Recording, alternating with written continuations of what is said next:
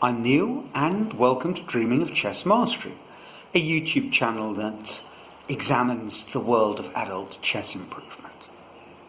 Today I'd like to tell you a story, so here goes. Once upon a time, I owned a bar. I opened it with a couple of friends of mine in Lima.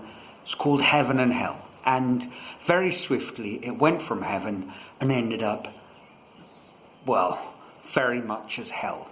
And within a year we'd closed. A spectacular, brief success and long drawn out, well, reasonably drawn out failure.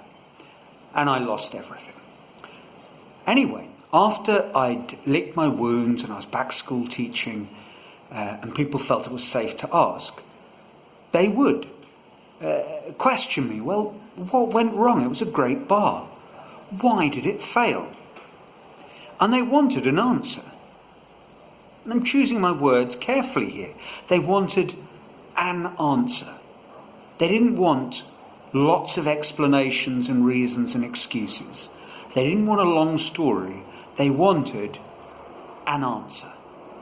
And actually, the answer they wanted me to say was, we drank all the profits, which was only partly true.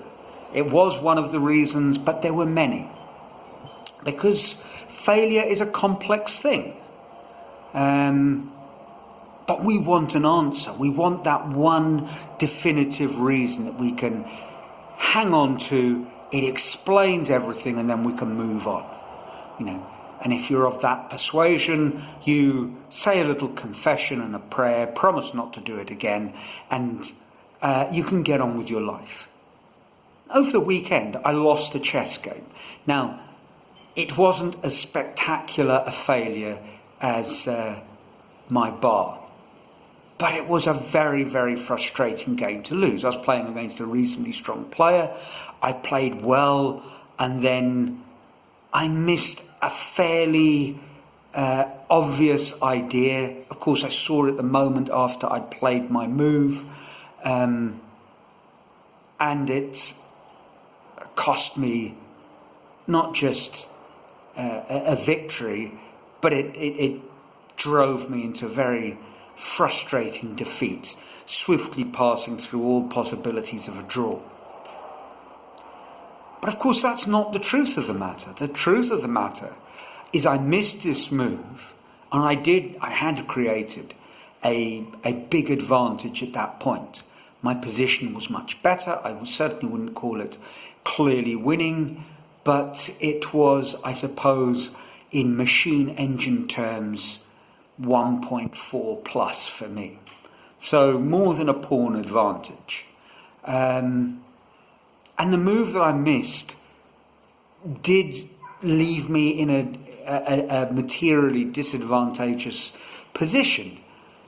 But I was a long way from lost. And I mean, even at the time, I knew there was still a fighting chance. But in my mind, I think I was already sort of caught up with the frustration of blowing such a big advantage.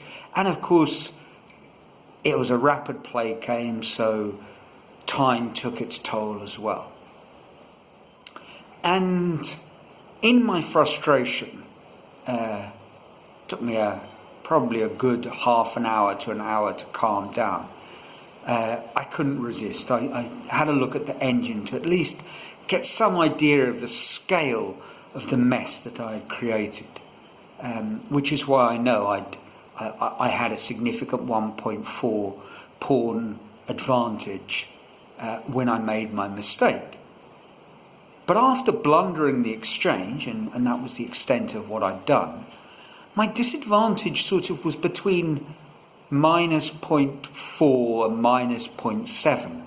So hardly catastrophic. I had definite compensation if I played my cards right. I didn't. And just quickly looking at the graph that the engine provides, I'm not going into too much detail because I do need to analyse it myself first.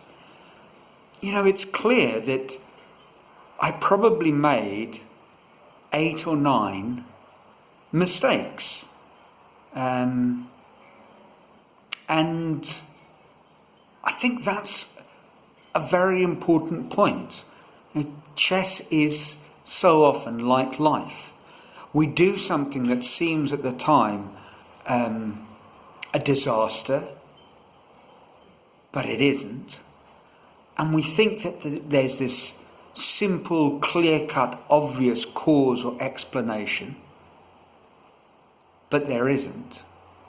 The truth is, we embark on an adventure. It will have its ups and downs.